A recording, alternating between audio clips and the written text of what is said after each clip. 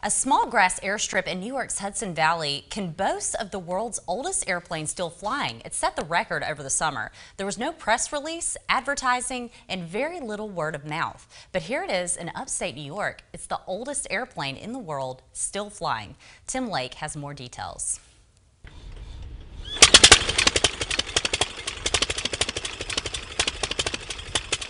All through the summer and fall of 2018, this 1909 French Blériot airplane quietly made world history at a small grass airstrip in New York State's Hudson Valley. Right now, this airplane is the oldest flying airplane in the entire world. At 109 years old, 110 years old, whatever it is. And built in 1909, Blériot 11. Right now, it's the oldest flying airplane in the entire world. That's very significant for the Hudson Valley, New York, and the United States. Made of spindly wooden slats wrapped in fabric, tightened by cables, the 1909 Blériot 11 sports a single wicker stool and stick in the cockpit, and rudimentary gauges for oil pressure, airspeed and elevation, and gasoline. It was designed by and named for the first man to fly across the English Channel, Louis Blériot.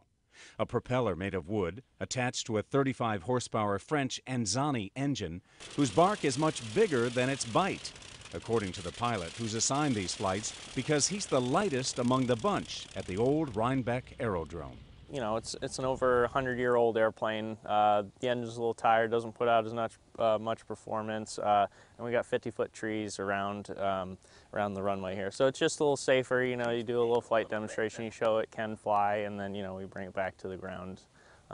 Just keep it safe. This world-renowned airplane first arrived in the U.S. a few weeks after Blériot made his record-setting Channel flight in a similar plane.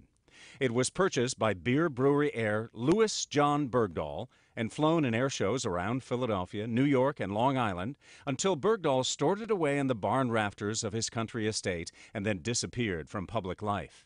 He was embarrassed that his brother and fellow pilot, Grover Bergdahl, had become America's most notorious draft dodger of World War I. Then, in the late 1950s, Cole Palin, founder of the old Rhinebeck Aerodrome, rescued the plane, refurbished it, and began its 60-year flight reign in the Hudson Valley. Until now, the oldest airplane still flying has been another 1909 Blériot 11 in England.